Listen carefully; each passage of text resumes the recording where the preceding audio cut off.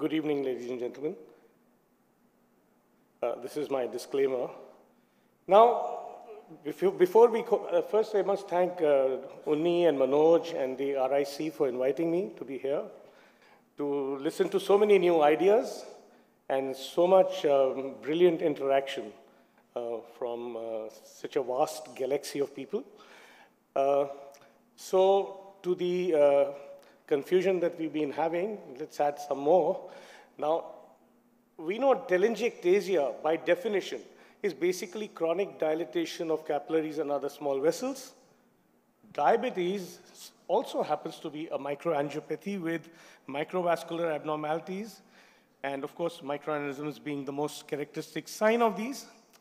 The natural course of its evolution would mean that the microaneurysms and the capillaries would leak, cause macular edema, but occasionally these microvascular abnormalities would reach several hundreds of microns in diameter. And such large lesions have actually initially been termed as capillary macroaneurysms by Pacquiao and Borghi.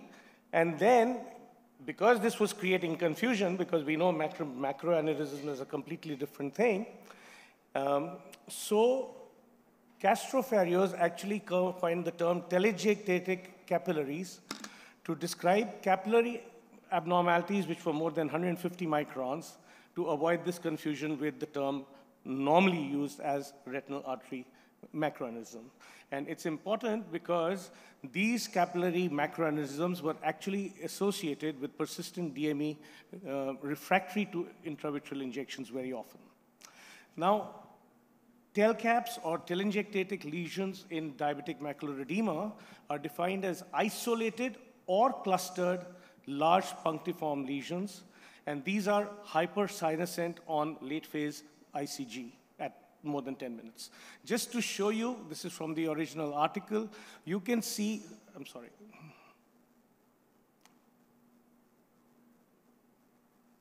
Yeah. You can see if you compare the early and the late phase angiogram, you can see the, I'm sorry.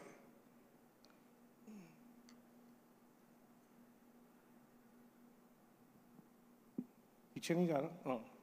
Yeah, so you can see that microaneurysms will show up in the early phase, and in the late phase, they become, they wash out. But the telangiectatic capillaries, they become much more intensely staining. So only 23% of microaneurysms remain visible in the late frames, but the telangiectatic capillaries, 92% are better seen in the later phase. Now, what you see over here is an example where you've compared how do these capillaries look on ICG, how do they look on a structural B scan, and how do they look, I'm sorry, this is moving a lot on its own. And how does it look on the OCTA? And you can see the OCTA, it doesn't show up well. On the ICGA, it shows up very well.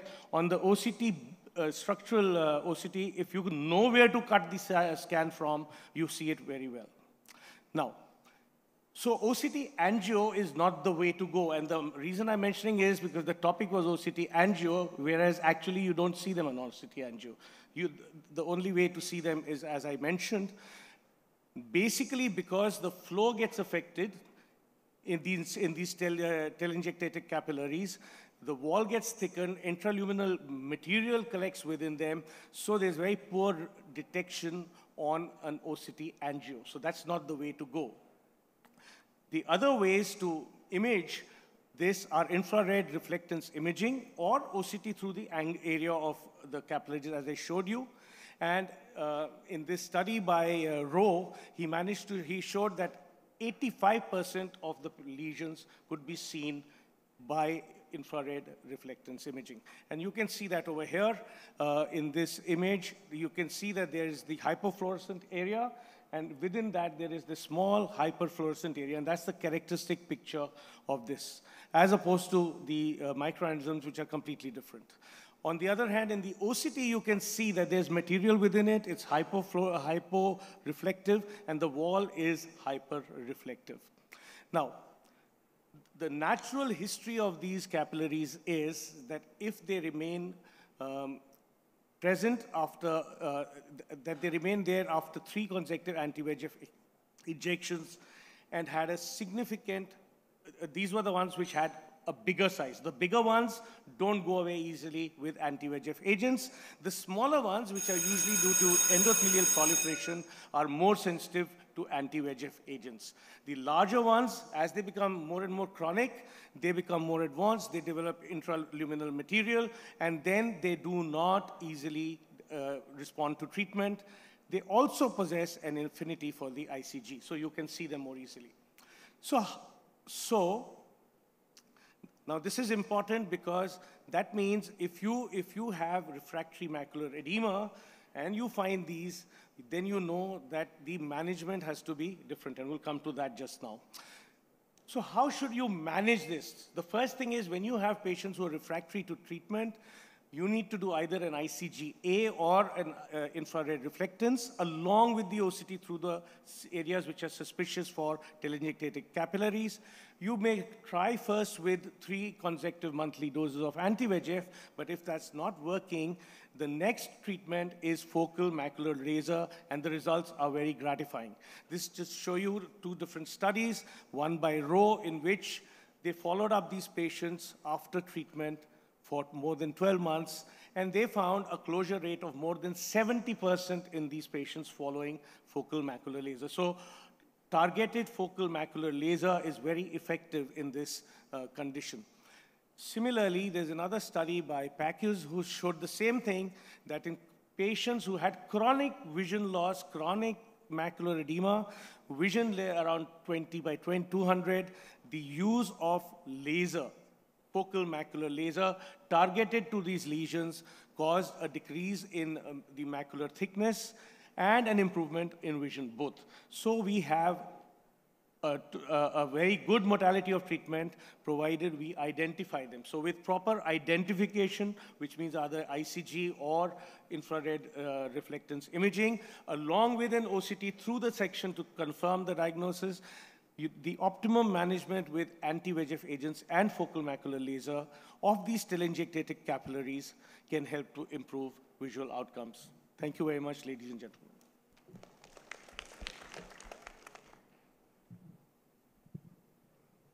Can I ask a question, Dinesh? Yeah. Now, why are you suggesting that we do an ICG primarily when it's a retinal circulation that you're imaging? Yeah. So there must be a specific reason why you're looking at ICG in this situation as compared to an FA. Yes. So what happens is when you do a fluorescein angiogram, there's so much leakage all over that place that you actually aren't able to pick up the lesion. And actually what happens is what you see on fluorescein angiogram is the microaneurysms and these telangiectatic vessels. You're not able to differentiate which is the lesion that really needs the treatment. Whereas when you do the ICG, in the late phase, the microaneurysms disappear, they wash out. And only these telangiectatic vessels, they maintain a stain. They get more and more stained with the late phase. And then you know exactly which of the lesions you need to treat. And if you treat only these lesions, the edema goes away. Okay. Can I comment? In fact, I had this was part of a talk which I had given last year in RIC, but at that time it did not have any impact because it was basically dealt with identification of the lesions. Okay. Yeah. I liked very much your statement that the OCT and near-infrared reflectance can identify these telangiectatic vessels, because if we introduce the ICGA in diabetic retinopathy, our lives will become very complicated, I think. And is there anything else on OCT that we can be sure that we are seeing these capillaries? Yeah. Not just the size, but you know, the reflectivity, or something like that? Can I go back?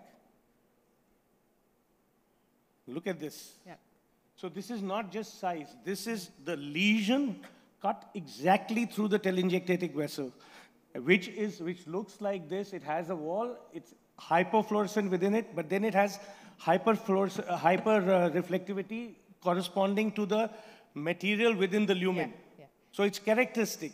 So when you have a combination of infrared reflectance showing you that central area of hyperfluorescence surrounded by central area of hyperfluorescence surrounded by hyperfluorescence. And when you cut the lesion on OCT and see this, you know you're dealing with this. Of course, I would still say the gold standard really is an ICG. Yeah. But this is a good alternative if you don't want to do an ICG. So these are usually the lesions with this hyperreflectivity. Because just look at this. This is, I mean, if you look at this, now look at this. This is perfect. You look at the you see the early phase. There are microaneurysms as well as this telangiectatic vessel. Yeah. You go to the late phase, you have this, the telangiectatic vessel really standing out, shining away. So is there any difference between these telcaps and PEVAC-like lesions? So I was going to kind of ask the same. So, you know, first of all, telangiectasia just means a dilated vessel or dilated end vessel, and none of these are really end vessels. So is it part of continuum of microaneurysms? So it's just a continuum, and then, or is it in inverted commas, what people call PVAC lesions, just in the context of diabetes? And in PVAC lesions, over time they look like that. Early on, they can have a relatively hyporeflective center. So maybe as the blood coagulates within it, then it becomes more even. I don't know. And then they stop leaking. So is it just that, is that OCT feature just a feature of the evolutions when you see it? You know, I agree with you that this is a continuum. Yeah. And just to show you that, I have this slide. I just picked up my own cases. Now you see this. You have the superficial and deep plexus. On one side is normal. On the other side is a diabetic. And you see, you already see the beginning of telangiectatic vessels in this, but this is early phase. So that is why it's showing up in an OCT angio. But when it becomes partially filled with material, those areas then will not show up so well because the flow will not be there. So that is why, I mean, I didn't show this because of lack of time, but I was just trying to connect the dots. Basically, we have in diabetes a telangiectatic process. With time, the telangiectatic capillaries are becoming bigger and bigger till they become so big that they start filling up the lumen. And when they fill up the lumen, those which fill up the lumen will become chronic. Those which do not fill up the lumen will be endothelial basic proliferation, and they will respond to anti-VEGFs.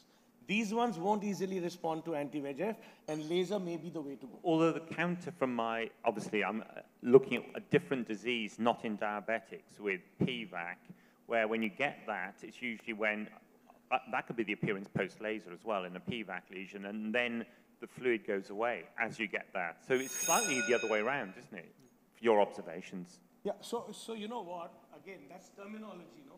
Yeah. But the process is the same going on. Agreed. Right? So I'm only saying that when we have cases which are chronic, non-responding, we should either do an ICG or look further through these two lesions. See if we find either, and then give them a chance with laser, if they are laserable. So one final question. So if we see these lesions, so do you do the laser, if we see at baseline, so do we do the laser along with the anti-VEGF, or do we wait for the, if it is an extra foveal lesion? So, you know, as a rule, I normally give an anti-VEGF to decrease the edema so that I need to use less laser. Okay. So that as a, but I already said we would give 3 anti-VEGF injections, not find a response. Okay. We know we are not dealing with this endothelial form of telangiectasia. Go ahead and do that. Okay. How about the panel? So if there's macular edema that would fulfill the criteria that I would give an anti-VEGF, I give an anti-VEGF because the evidence base is to do that. And within that, in the trials, they probably would have had some of these lesions within them. If they don't respond, then I would do laser. But if you had that in total isolation in a non-diabetic, then that's kind of the PVAC, and laser often is a better option, or if observation is not good enough. Thank you. Sir, one question, sir. Sir, can you please elaborate the way how to laser it? Like it should be burnt, like, or just few spots, so and what should be the lasers duration? described is basically you would use a grade 3 burn, which for this you're not burning it out. You're using the ETDRS laser. In fact, which is described very well in the ETDRS, but basically it's a grade 2 to grade 3 burn, focal of the microaneurysm. It'll turn either red or it'll blanch. One of the two things will happen. Thank you, sir.